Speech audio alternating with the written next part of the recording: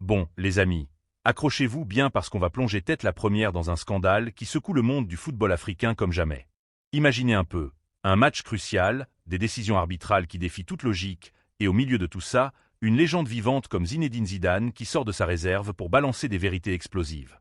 Franchement, si vous êtes fan de foot, ou même si vous aimez juste les histoires de justice et d'intrigue, vous allez adorer ce qu'on va décortiquer ensemble.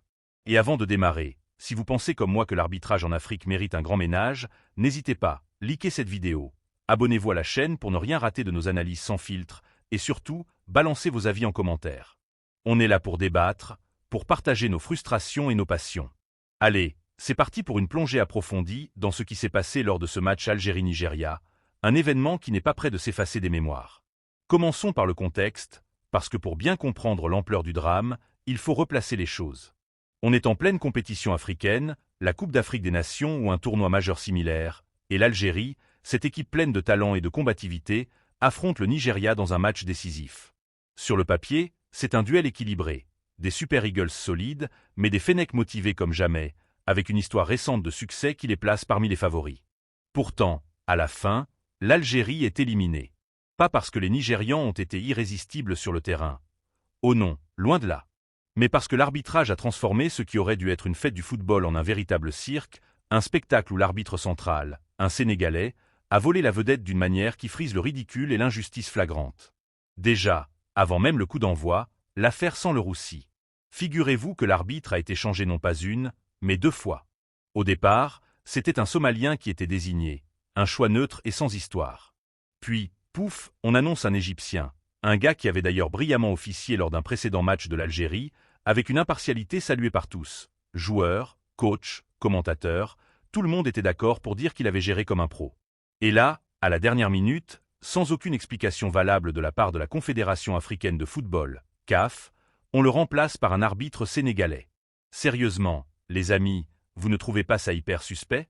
Dans un tournoi où le Sénégal est encore en lice, et où tout le monde connaît la rivalité historique entre l'Algérie et le Sénégal. Ces matchs épiques, ces tensions sur le terrain qui remontent à des années. Désigner un arbitre de cette nationalité, c'est comme allumer une mèche dans une poudrière. C'est le genre de décision qui sème le doute dès le départ et qui fait murmurer dans les coulisses. Qu'est-ce qui se trame vraiment? Et une fois le match lancé, c'est l'escalade totale. L'arbitre sénégalais ne se contente pas de diriger le jeu. Il en devient le maître absolu, dictant le rythme avec une partialité qui saute aux yeux. 7 cartons jaunes pour les Algériens. 7. Du jamais vu dans un match de ce niveau, où l'intensité est normale mais pas au point de transformer les joueurs en boxeurs. Chaque contact, même le plus anodin, un épaule contre épaule, un tacle propre, hop, carton jaune pour un Fennec. Les protestations, même les plus polies et justifiées, sont accueillies par des menaces d'expulsion immédiate. Imaginez la pression psychologique. Les Algériens, ces guerriers habitués à jouer avec le cœur et l'agressivité positive, se retrouvent paralysés. Ils n'osent plus défendre avec vigueur, plus mettre de l'impact dans leur duel, de peur de se retrouver à 10, voire à 9. C'est comme si on leur avait attaché les mains dans le dos avant de les envoyer sur le terrain. Résultat, le match perd toute son essence. Le football, c'est de la passion, de la fluidité, des actions spectaculaires. Mais là, c'est devenu une partie d'échecs truquée, où une équipe est condamnée à jouer en mode survie. Et ce n'est pas tout. Parlons des moments clés qui ont fait basculer la rencontre. En première mi-temps, un pénalty évident pour l'Algérie, une main flagrante d'un défenseur nigérian dans la surface de réparation. Tout le stade l'a vu, les caméras de replay l'ont capturé en gros plan, les commentateurs en ont parlé en boucle, et même les téléspectateurs chez eux ont hurlé devant leur écran. Mais l'arbitre? Rien. Pas un sifflet, pas une hésitation. Et la VAR, cette technologie censée corriger les injustices?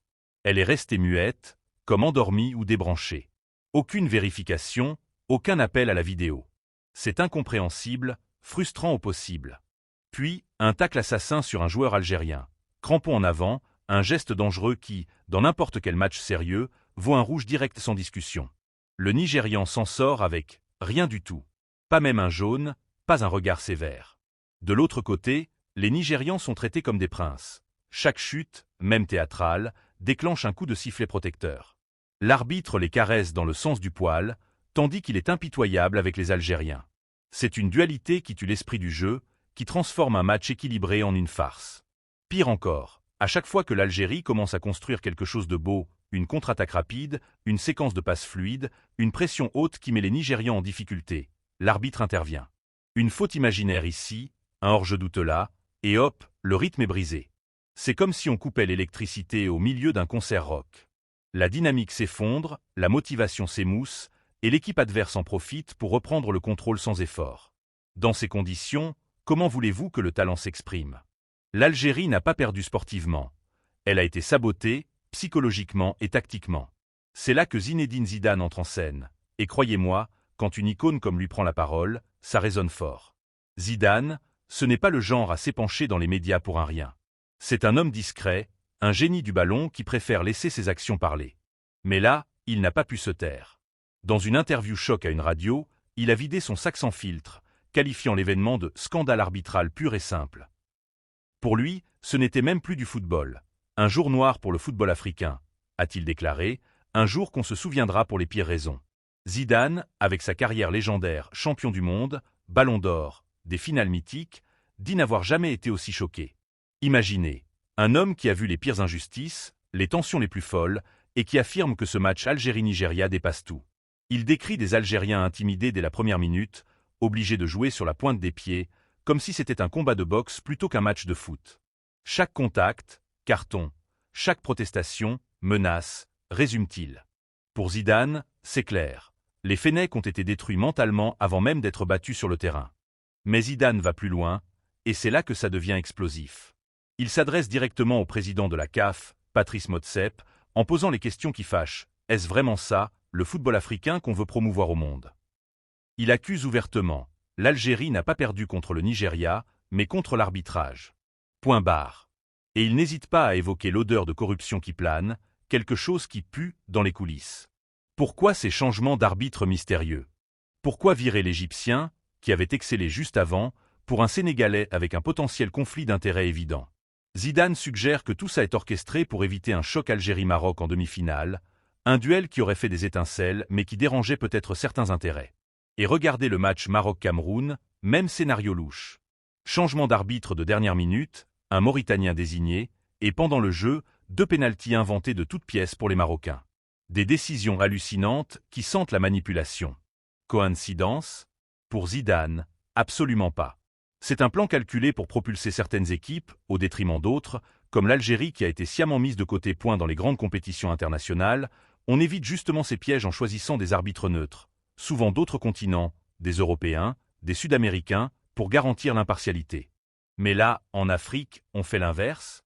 Ça nourrit les suspicions, ça mine la crédibilité de la CAF. Zidane conclut sans ambiguïté. L'Algérie a été éliminée non pas sur le gazon, mais dans les bureaux, via des nominations douteuses et des manigances en coulisses. Et ça, c'est infiniment plus douloureux qu'une défaite honnête, parce qu'on ne peut pas l'analyser, s'améliorer. On ne peut que s'indigner. Les amis, qu'en pensez-vous vraiment? Est-ce que ces coïncidences vous paraissent normales, ou sentez-vous comme Zidane et moi que quelque chose cloche profondément? Zidane a-t-il raison de hausser le ton, ou exagère-t-il? Partagez vos réactions en commentaire, racontez vos propres expériences de matchs truqués ou d'arbitrage foireux. Si cette analyse vous a captivé, si vous voulez plus de décryptage sans langue de bois sur l'actu foot, des scandales au moment de gloire, abonnez-vous, activez la cloche et likez pour booster la chaîne. Ensemble, on peut faire bouger les lignes. À très bientôt pour de nouvelles aventures footballistiques. Peace out.